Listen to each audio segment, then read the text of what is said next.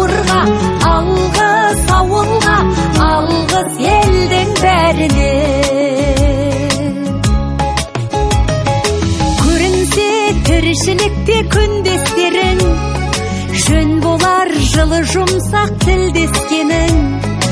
Алғыс айт дұшпанды да досыңдай көр, оларсыз биігіңдей білмес дедің. Жақсы сөз жанымызды байтар тек, жаманның жала жауып айтар кек.